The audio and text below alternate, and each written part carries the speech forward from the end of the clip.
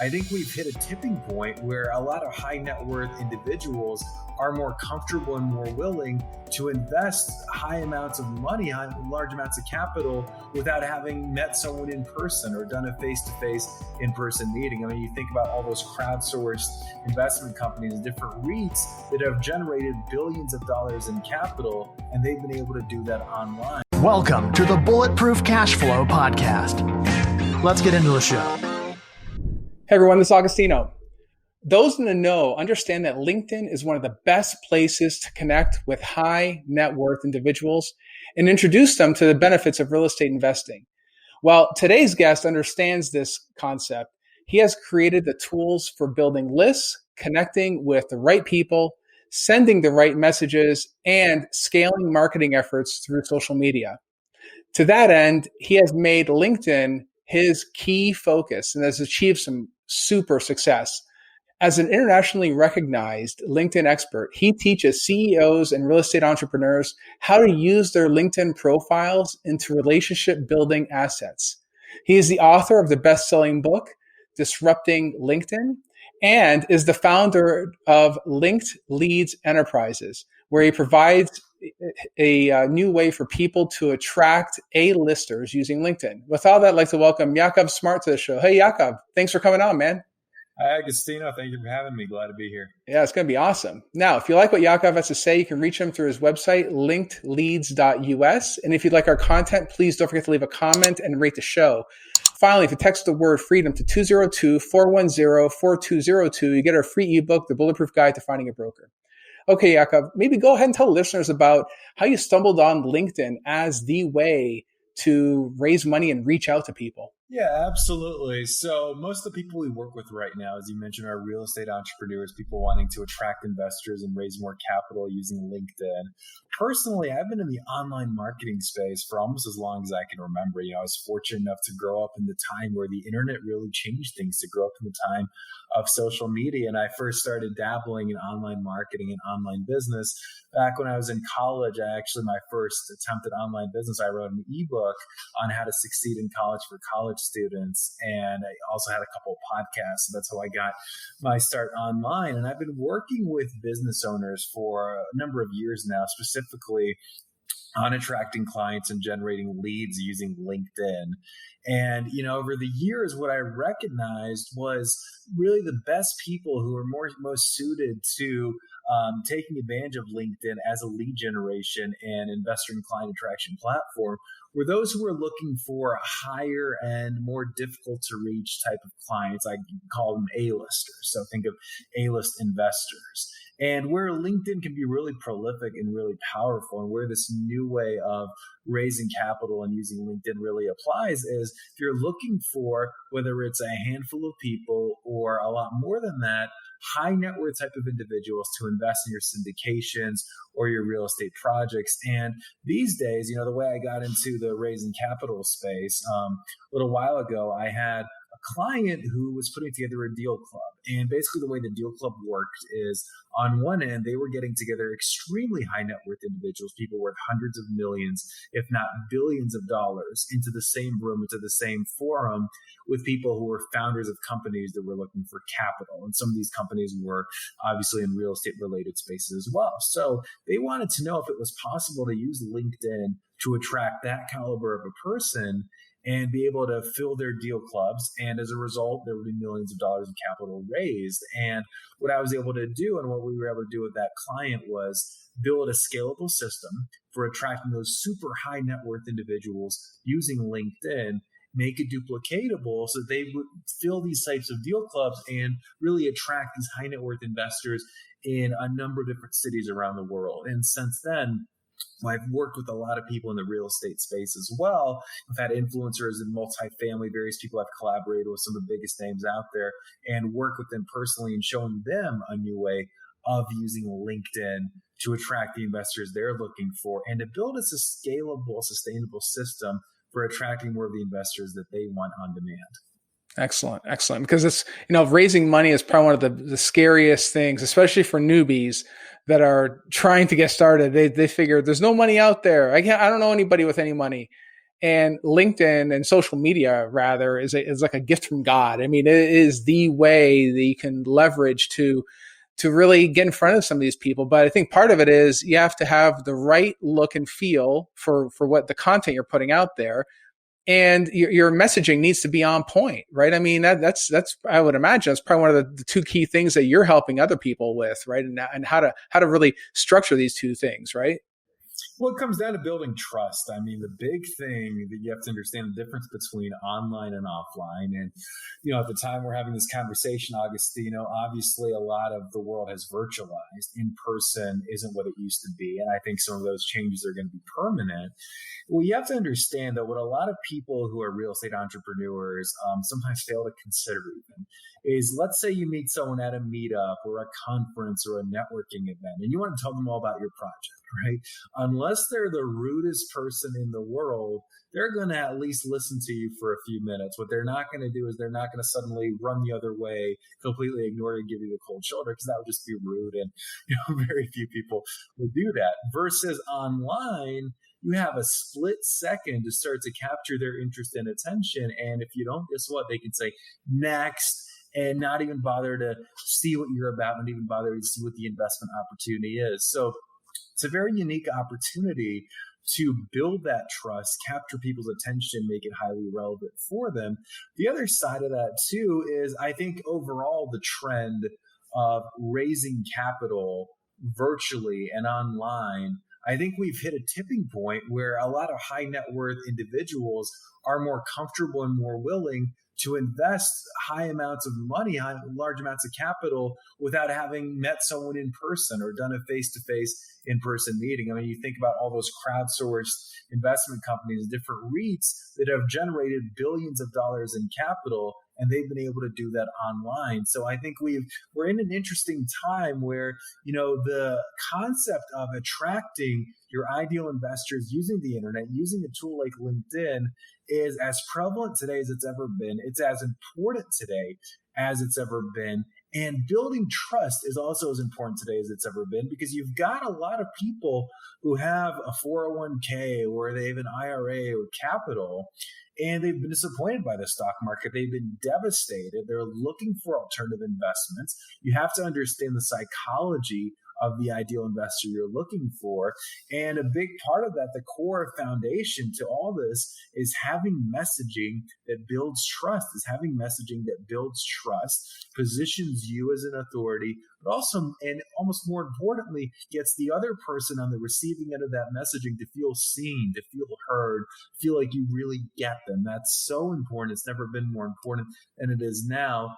And for them to understand why it's relevant to them and why they need to give you the time of day so that you can cut through all the noise that's out there online. You know what though, and that is 100% true. There's so many people that write the LinkedIn or their LinkedIn profile for themselves as opposed to writing it for the audience to be attracted to it, and actually, just like you said, they'll want to pay attention to it instead of just saying next and clicking on the next profile or whatever, or stop reading altogether. So that's one of the key things right there. It's huge, absolutely huge. So now what sort of things do you recommend then? Like, as far as someone that's out there right now, maybe they didn't even have a LinkedIn page. Maybe they're on Facebook. They want to get into real estate, or maybe they've been thinking about it for a while. They're in single family. They want to make the leap to multifamily, and they want to start syndicating deals, which a big part of it obviously is raising money from other people. What sort of things should they be doing with LinkedIn to really help in their success in terms of getting in front of the right people? Well, as we get into that, I know you're big on mindset and having the right perspective and thinking of things the right way. So let's actually start there, because I think a lot of what keeps people from utilizing LinkedIn is having an outdated outlook of the platform. That's the first thing. And the second piece is, and let's actually start with this one as well, there's people who maybe, like you said, they're transitioning to doing syndications, or they're still raising capital for their first deal, and they see a place like LinkedIn as super professional or intimidating. And then when they hear about how the average household income of a LinkedIn user is $115,000, they see it as a place with high-level people, which it is, and they see it as a place where they can potentially reach the investors they're looking for, which it absolutely is one of the best platforms for doing that. And then the question that sometimes comes in people's minds, Agostino, is, well, I'm getting started. Why would anyone trust me? How can I establish my credibility? Maybe it's too early. Maybe I need a fancy website first. Maybe I need to be featured on 50 publications. Maybe I need to do 10 deals. All this BS that comes up for people. And what I'm here to tell you, what I want you to understand first and foremost when it comes to your messaging on LinkedIn and online for that matter, right? It's really important to have it be natural and congruent to you, to your communication style, but also to be geared towards your investors. Because I'm telling you, if you can have people feel understood, feel like you recognize where they're at, and you can base your messaging, let's say your LinkedIn profile, for example, as well, based on where they are in their journey of understanding and awareness when it comes to something like syndications. Because, hey, before talking about the percentage return on the deal or, the different technicalities that come up, they're not there yet. And I think a lot of people fail to understand that online. There are a lot of your ideal investors may not know what a syndication is. They may not know why multifamily is a better option. They may think that real estate investing is fixing and flipping or having to work on the weekends and, do stuff like that. And they don't understand what passive real estate investing is and that it's possible and that it's legal. They may not think they have another option for their 401k other than the stock market. So where a lot of these crowdsourced investment companies that have literally raised billions online, where they really win in their messaging, is using an education first approach, building trust and meeting people where they're at. And that's a big thing when it comes to messaging, and front and center on LinkedIn. Some of the key areas: you've got your LinkedIn profile, which we can definitely talk about some more today. You've got different content, different things you could be posting on LinkedIn. And then you've got the direct messages through LinkedIn, and all of that has to consider the things that I just mentioned. Excellent. Well, let's dive into that. So aside from content creation, which is huge, you're absolutely right. I mean, that's what we do here. We're on this show, we help educate not only new and beginner investors, but also experienced investors and also people that want to get into this space. So this is our contribution, and we try to share this material all over the globe. But, first and foremost, though, your profile on LinkedIn, how does it look? What is it doing? What is being said on there is super, super important. So what does the profile need to say? Well, the profile, there's not a one size fits all. Okay. There's not, this magic template that if you use it, all of a sudden all the capital you're looking for is going to come pouring in from your profile. That's not the way it works. There's different strokes for different folks. It needs to exemplify why people should trust you. And a good way to start is to understand some of the questions that your ideal investors may be asking you, is to understand where they're at in the education and awareness process in terms of investing with you, in terms of, understanding what a syndication is, or some of the things that we talked about. So a couple of the most important components are your, first of all, having the key parts of the profile filled in. Okay. And there's a few key areas that I'll talk about in a second. But the biggest thing that I want you to understand as a real estate entrepreneur, even if you're not already pretty active on LinkedIn and using LinkedIn to attract investors, is let's say you meet someone offline or you meet someone through a friend. Guess what they're going to do? Because it's 2020, they're going to Google your name. That LinkedIn profile, even if you haven't logged into LinkedIn for years, is going to be one of the first things that comes up. So I always tell people, your LinkedIn profile, other than your website maybe, is your most important online marketing asset. So you really want to make it count. So these sections that I'm about to mention, you want to make sure that you have those sections filled in, that you're diligent. And you want to also make sure before you do anything else, your LinkedIn profile is set to public, okay? And what that means is you want to make sure that your LinkedIn profile is set in a way, and you can go under the settings if you want to know how to technically do this, is set in a way where you're not being limited or restricted on reach. Because otherwise, if it's not set to public, any of your activities on LinkedIn are going to be severely limited. So also by filling out the sections, doing that alone is actually going to get your exposure and your relevancy up on LinkedIn. So here's the core sections on a very basic level, which we'll start from today. First of all, your LinkedIn picture, obviously, and we're talking about personal profiles. Business pages are a bit of a different story that we can talk about as well. But your LinkedIn personal profile, you need a picture of you. Contrary to popular belief, doesn't need to be a stuffy headshot. If you're someone who likes playing golf, your ideal investors like playing golf, you got a picture of you on the golf course, awesome, use that. Next thing, there's a cover photo. So if you don't have a cover photo on LinkedIn, it's this big blue empty blob, right? And it's really important for you to understand that most people are going to look at your profile on mobile. So your cover photo is a great way to reestablish your personal branding. It's a great way to direct people to a website wherever you want them to go to learn more. And you can have it front and center on your LinkedIn profile. Also boost your visibility from having that.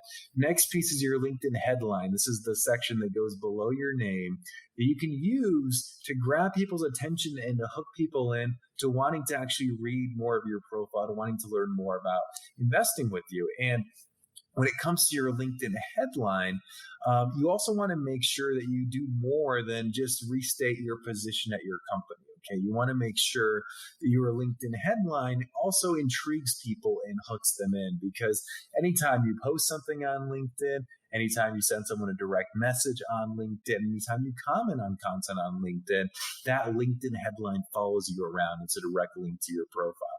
The next really important section is your About section. You want to use your About section to establish your credibility, make it highly relevant for the investors you're looking for, and also start having them feel understood, doing things like addressing some of their frequently asked questions around multifamily, or addressing some common concerns, and there's some different powerful techniques we can talk about as well. But basically, the word is pre-framing. You want to pre-frame their entire experience of learning more about investing with you and the opportunity. And then you've got your experience section where you can add more to your credibility, and you can also do some different things using keywords and such to make your profile that much more visible and come up in different searches. Then there's featured content as well, which is a fairly new feature where, like, if you've been interviewed on podcasts or you've been featured on the media, that you can think about that, and you can include those links inside of your actual profile. And before we go deeper on any of these things, I know we've got a lot that we can talk about here. I want to address what we talked about a minute ago too, because there are people who are going to be listening to this, and maybe they're taking notes, and they're asking themselves, well, I'm just getting started. What do I say in these things? And how in the world can someone like me, who's a newbie, establish credibility and trust using my profile? And I'll give you a couple of different ways to look at it, some things you can do. First and foremost, if you're the one to raise your ideal investors questions around syndications, around multifamily, to raise their levels of awareness and address some of their questions or objections head on. Okay. If you're that person and they feel seen, they feel like you understand them, that adds a level of credibility that's saying that you've been in the business for 50 years, maybe couldn't even add, because it becomes highly relevant and you want them to think to themselves, this person gets me. Okay. That's really important. And if you're just new, it can be a strength because you can offer a fresh perspective on the investment opportunity. You can work with people in unique ways. So those are also good things to highlight. And if you've got a team around you, and most people in syndications do, who has experience, maybe your accountant, the attorney you work with, different people on your team in the operations side, okay, highlighting their years of experience as well can be a great way for you to leverage that too. So I don't want people to get discouraged and not do anything because they think someone needs to anoint them as an authority here, and so someone needs to give them permission to have a LinkedIn profile that establishes trust and credibility. If you can understand your ideal investors, you can do some of those things I mentioned, it's going to give you a starting point for knowing what to say in your messaging. Do you find that that's probably one of the biggest hangups, is that people feel that they're undeserving to create a profile? Is that one of the biggest hangups you're seeing? I think people feel undeserving to create a profile that's better than average. I think a lot of people have in real estate entrepreneurship have a profile because someone told them they should at one point. Maybe they had it in their corporate career. And now, it's a mindset shift as well, because I know a lot of people reinvent themselves. They go from corporate to maybe doing syndications full time, or want to do syndications full time, or get into real estate investing full time. And it's sort of an identity shift, right? Because that profile is part of your online identity, and I would say it's even part of your overall identity. Is interesting as that sounds. So it's an identity shift in putting yourself out there online and on your LinkedIn profile and saying, here's who I am now. I'm someone you can trust. I've got what it takes. Okay. So it's a sense of self-assurance as well. And I think the easiest way is to think about some of the things that we just talked about, Agostino, because those are important. And also sometimes it's one of those things where you have to take that first step and trust that it's going to work and nothing bad can happen. And also understand, if you've been studying multifamily, if you've been studying real estate syndications and you're putting yourself out there, a lot of your ideal investors haven't. A lot of your ideal investors don't know what a syndication is just yet. So you already probably know a lot more. You definitely know more than enough to get started, at least educating people and starting that conversation. Well, I think the great part of it is that there's people like you out there that can really help others with putting all this material together, right? To help them create and craft their message in an appropriate way to make them sound like they know what they're doing. I mean, of course, they have to back it up with actually understanding how to do what you do. But by no means, creating and crafting the message on social is a very big part that you're able to help out with. Yeah, absolutely. So let's talk about messaging a little more, because I'll give you some good rules of thumb that are really, sort of things to keep in mind on LinkedIn and across other social medias. Well, the first thing is concise. Okay. If you can say it in less words, say it in less words. Okay. Regardless of what type of investor you want to attract, the more concise you are, the better, right? Especially as you're just starting out in that relationship building, lead generation process. Second piece is the visuals, right? So rather than have a long paragraph, like in a marketing email, or better yet, in a LinkedIn message, or even on your profile, break it down into small 2 to 3 sentence increments. It's just easier on the eyes. You increase the chance of people actually skimming and reading it, okay? Third piece of that, right, is just understanding, again, that it's online, and usually simplification is good. Right now, if you've got a very sophisticated audience, you can use bigger words here and there, but all by and large, generally speaking, elementary school level is what works best online, especially when someone hasn't invested their time and attention just yet. So those are a few of the just kind of really fundamental things that are just important to think about when it comes to messaging. The other big piece when it comes to messaging, okay, especially, as we get into, let's say, LinkedIn direct messages, which are a really big and powerful thing when you do it right, is not to go for the kill on the first message. I get, and you probably do too, Agostino, these messages all the time where someone's trying to pitch something right out of the gate on LinkedIn. Oh man, it's freaking annoying, man. I get like 5 a day. Seriously, it's ridiculous. Yeah, and it's so inconsiderate and rude, actually, because they don't take the time of day to consider or even see what my level of interest is. Now I'm seeing 10 paragraphs about their product and who they work with. It's like, I don't care. Like, I could care less. I've got enough things to think about. I don't have bandwidth to want to find out about their business, especially if I don't know why it's relevant to me, right? So you don't want to be that person. So I'm big on having a multi-step type of approach that educates people, okay? That gets people, and you want people to self-select and deselect. And this is an important part with overall messaging on LinkedIn too, okay? You want the people who are most interested and qualified, who are your ideal investors. We talk about magnetization inside of LinkedIn Capital Raising Accelerator for that reason, because you want that ideal investor to raise their hand and say, yes, I'm interested, to start asking questions, to want to book a call, to want to find out more. Okay. Now, if someone's not your ideal investor, if they don't have a dime to their name, for example, and they have no interest, you don't want them to waste any of your time. Okay. So you want to make sure that people are selecting and deselecting. And What's going to happen when you use your messaging effectively, when you take this multi-step approach that we're talking about here and you craft messaging that actually gives value and develops trust and also asks the right questions, you're going to get I call them the 8 buckets of responses. Okay. You're going to get 8 types of responses. And based on those patterns, you're going to know how to transition those conversations that are a fit into phone calls, into getting people interested, filling out a form on your website, going on your investor list, and ultimately writing you a check and investing with you. Right. Basically, you're just describing the tunnel or the funnel, the sales funnel, basically. It's really establishing that connection and then walking them all the way through till they actually write that check, like you said earlier. But I think that's the hardest part is establishing that message. So what recommendations do you have then? Like, what should they be saying when they first open up?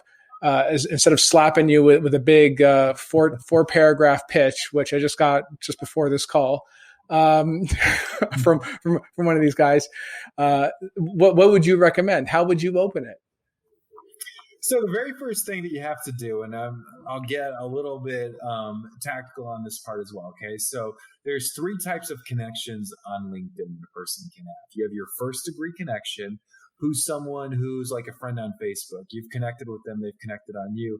When you and I are first degree connections, Agostino, I can message you directly, you can message me directly. No strings attached, we can message back and forth as much as we want. Okay. Now, if we're second degree connections, that means you and I have at least one mutual connection on LinkedIn. Okay. So we know at least one of the same people in our LinkedIn networks. Before I can message you directly, if you're my second degree connection, you've got to connect with me first. Okay. If we're not connected, I can't message you directly. Same goes with third degree connections who you don't have a single mutual connection with. So the very first thing that you've got to do is you've got to connect with that person. I mean, you've got to get them to accept your connection request. And most people will. I mean, depending on the audience, depending on, where this goes wrong is when someone starts talking about specifics. Like I got a connection request the other day from a guy who's a retirement advisor, and in his connection request, because you can customize those, and I recommend customizing those, the very first thing this guy says to me is, how sure are you about retirement in the connection request? I'm like, man, it's the equivalent of catcalling online. It really is. I mean, I have no idea who he is. And he's talking to me about retirement. Like, it's like you want to tell the dude off, right? So, right. So don't just go there with a connection request. It's the most inconsiderate, idiotic way to market. And who knows? I could have been a prospect for him, right? I mean, something I'm always thinking about, different hacks, different ways to build passive income, but just completely ruined it with that stupidity. Whatever he's doing is stupid.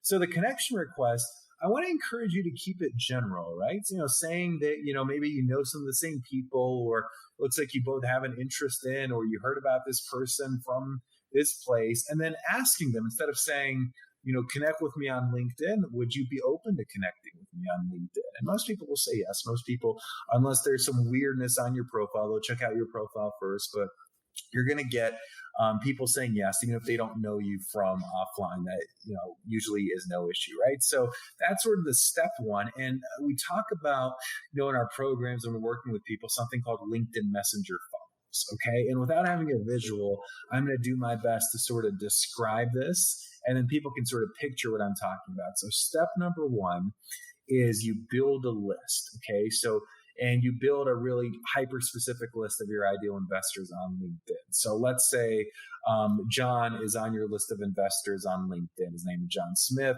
John one day is going to get a connection request from you. Okay. Inside of the connection request, he can see your picture. He can see your LinkedIn headline.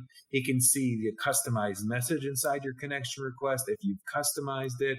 And he can also click on your picture directly or click on your name and go to your LinkedIn profile too before doing anything. He's got all those options. So step number 2, John Smith, who came from that list, now he's gotten a connection request from Agostino, says, okay, I'll accept, right? Connected. Well, this is where a lot of the automation comes into play, and where you can automate 90% of this. So, you plug in your LinkedIn Messenger funnel. So I usually recommend 3 to 5 different steps of your direct messaging, right? Based on your audience, based on who you are, there's other variables to go into this. Now John's accepted. A certain amount of time has gone by, okay? And again, that depends on the cadence, and there's a few different choices there. And now he gets a first message. And that first message, okay, it's really important that you're not pitching anything. Okay, so he's connected, that you're not coming out, oh, now that we're connected, I've got this great deal. Let's book a call. Here's my calendar, right? I mean, that very small percentage of that approach works. Instead, you're offering either a piece of content that's relevant to him, that's also relevant to what you have to offer, what you want to educate people on, or you're connecting, you're asking him a very specific question that's open-ended and that's relevant to him, okay? And what you want to do is you want to educate, you want to gauge where he's at the moment, and you want to see if you can get him to raise his hand. Okay, and there's different types of messenger funnels that we talk about. Usually there are 3 to 5 steps, and it's a matter of educating and then asking the right questions to get that person raising their hand and then transitioning. And what's cool about this is using different types of automation softwares you can plug in, and it pretty much does it for you. So let's say there's a 5-step funnel that you're going to run. The software runs the entire funnel. The only thing that you have to do is when someone responds, that's when you can chime into their inquiry and transition that into a call or a meeting with that potential investor, okay? It also weeds out the people. If no one responded, no harm, no foul, the follow-up is done for you. So there's some great ways to automate that. And I'm also big on delegating into a system, having something where you understand what your metrics are, right? Because we want to be scientific here. You want to know your numbers. You want to know your metrics, what's working, where you can make adjustments. Also very, very important. And being able to, with the automation, it's a 15 to 20 minutes a day. And that's just talking with people who are actually interested. And you can even get it to a point where if you have an assistant or an intern or a virtual assistant type of person, they can take over. You can delegate that as well, so that you're really taking yourself out of the weeds. And your big thing, where what's of the highest value and highest use of your time is going to be having those conversations with potential investors and then getting them on your investor list and nurturing them when you have a raise, when you've got a deal. Yeah. And that's beautiful stuff right there. That's one of the key ways of reaching out in a proper methodology, as opposed to just slamming people with the paragraphs. Just like you said a second ago, I'll get a request from somebody and they immediately hit me up with a pitch. Or the other day I got, it was a podcast for a baseball site. I had no idea what that was. I just here's a link. There's no value. And if there's no value, you're delivering no value at all, you're not going to get any type of response. And I think what you're saying, Yakov, is that you have to deliver a piece of value to bring curiosity to the table, enough curiosity to engage, and hopefully they'll ask you a question, right? But you can't inundate them with a bunch of information, right? Exactly. And if you are providing links, it has to be juicy enough to where they actually want to know more. It's relevant. Right. And it feels like it's specifically for them.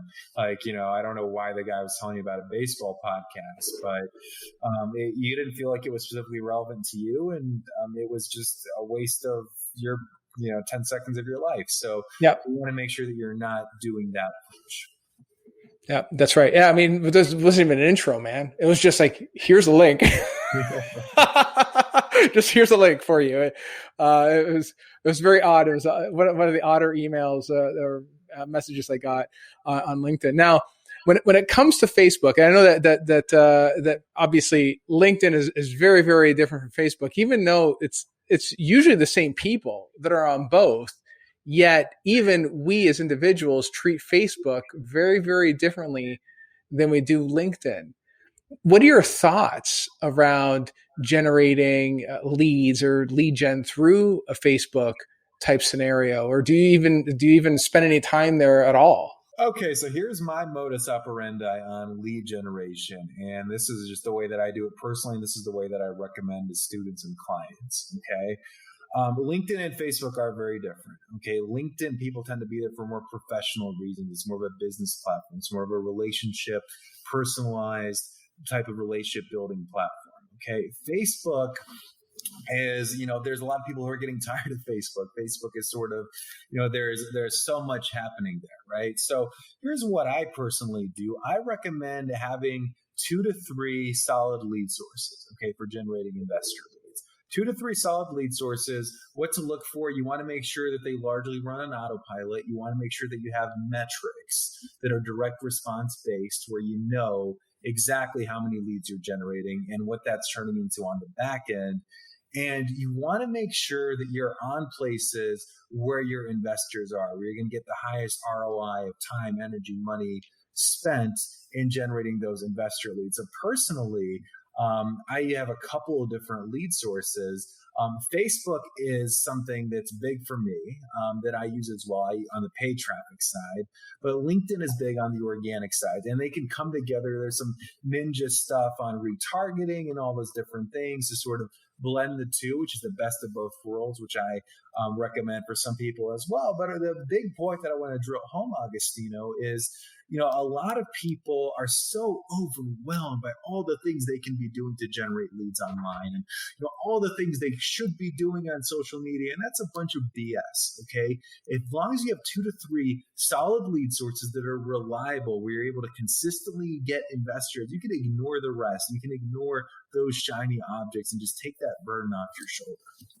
Yeah, love it. But it's basically creating the whole strategy. It's not a one-off type scenario, and you're going to pull in different leads from different people. But I mean, there's a whole other process behind the lead gen that we obviously can't get into right now. But really, what you do after you acquire the leads, but it's also going to define the quality of who you're talking to, and even how you talk to them as well. All that stuff comes into play, I would imagine, right?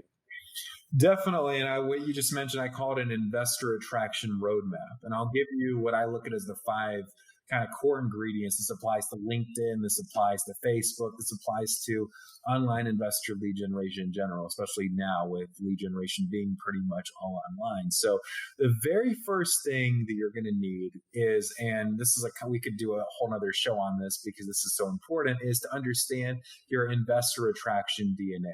Okay.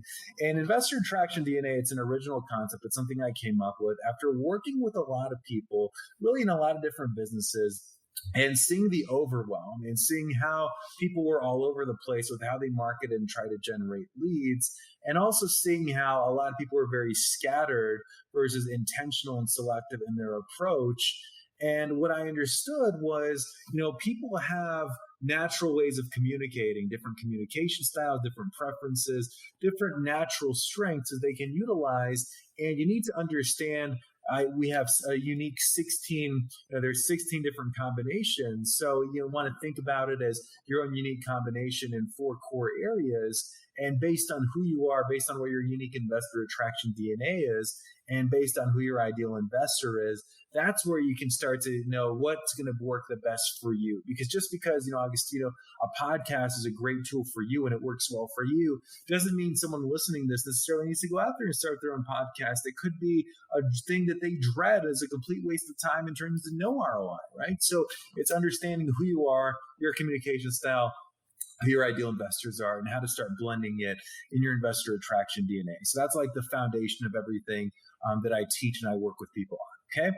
Second piece, when it comes to that investor attraction roadmap, second core ingredient is your core messaging. Okay. So having messaging that's unique, having messaging that really resonates with your ideal investor, that stands out, and you can use across different media that's going to cut through the noise and get their attention. Okay. And there's a lot of different things we can talk about within that as well. But that piece is super important.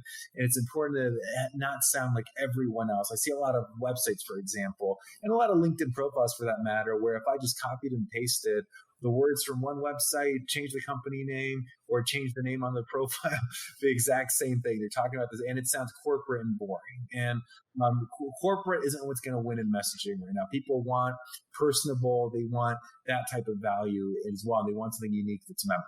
Okay. Third core ingredient is what I call your hook. Okay. So what it's going to take to get that right investor to raise their hand, whether it's on LinkedIn, Facebook ads, wherever else, and actually get them interested in finding out more, saying, yes, this is probably for me. I have a question around this, or yes, I want to enter my information to find out more about this one specific freebie or giveaway or specific thing. Okay, so hooks are really, really important. And if you have a really good hook, chances are you can use it across different platforms as well, as long as it's specific enough. The fourth core ingredient is having the right vehicle, right? And this is about selecting the right media, right? And if you don't have the right vehicles, and this is where it gets very, very tactical on a place like LinkedIn, if you don't have the right vehicles, or if you're not making your hook and your messaging specific to that vehicle where you're generating traffic from, it's going to be very, very difficult to gain any substantial momentum in generating investor leads. So being selective on the right vehicles and using vehicle specific strategies and tactics on a place like LinkedIn, for example, which for most people is going to be, once you really know how to tap into it, it's going to be one of your best lead sources. And the fifth piece, sort of putting it all together, because we've talked about now investor attraction DNA, we've talked about messaging, we've talked about the hook, we've talked about the vehicle. So the fifth piece in sort of putting it all together when it comes to attracting those investors is going to be a concept I call omnipresent nurturing. Okay. And what that means, and you alluded to a little earlier too, which I thought was really good. What happens after that person's a lead? What happens after they get on your investor list? How can you make it so that they feel like you're everywhere? So they feel like you're constantly adding value, so that when you have a raise, they're on the edge of their seat, wanting to know more, seriously considering investing with you and writing you a check. So that's what I see as the whole investor attraction roadmap, which LinkedIn is obviously a major part of. Right. And this goes beyond retargeting and all the technical stuff that's done on when it comes to just doing a search and finding people's ads, that kind of thing. This goes more along the lines of delivering value to them and developing a relationship, so to speak, right? Where they're getting your emails, they're getting your newsletters, you're delivering that consistent value, and they to the point where they believe that you are a credible person for this type of information, right? And and in our case, of course, it's a real estate syndication. So it's absolutely key. But I think that's probably one of the biggest things is that what do you do post lead acquisition? But in all these cases, your group can help with all this stuff, right? Absolutely. So LinkedIn capital raising, that's the sort of the front and center piece. It's strategic and tactical, specifically how to generate investor leads on LinkedIn and creating a system for doing that consistently.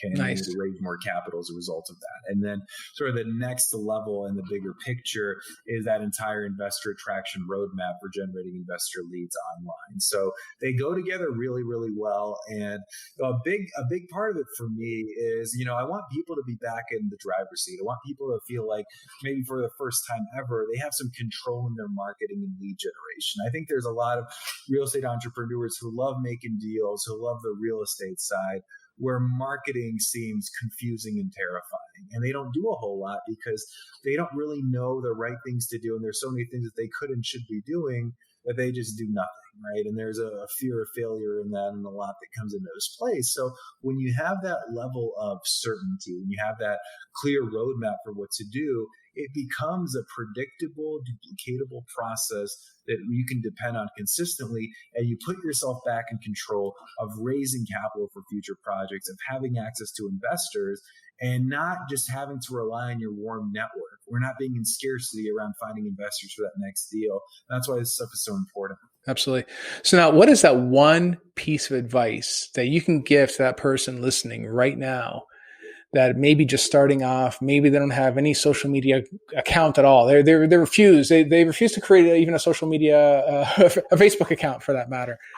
What piece of advice would you have for that person that wants to get in the game, that wants to start raising money for deals? What would you tell them? I would say education's a big thing. I would say that, rather than you trying to figure it out for yourself, especially if you haven't done a whole lot, it's much more expensive to actually go and learn through trial and error when you might never figure it out versus, taking a shortcut, circumventing that learning curve and plugging into something that's duplicatable, that's a system, so you'll get it done right. So if you haven't had great results and it's not your area of expertise, I would say to get educated. from people who are actually doing, for people who are practically, understanding the day-to-day processes here, and also to, have the, confidence or courage or faith, whatever word we're looking for, that's attainable and that's available, to think of it very abundantly. There's millions of people out there who have the capital to invest with you. There's lots and lots of good deals out there. There's so much opportunity, and there's this vast ocean of possibilities out there for you. And sometimes you'll be fascinated what can happen once you decide to take that first step. And the information is available as well. It's just about the right way of thinking and the right levels of implementation. Yeah. Love it.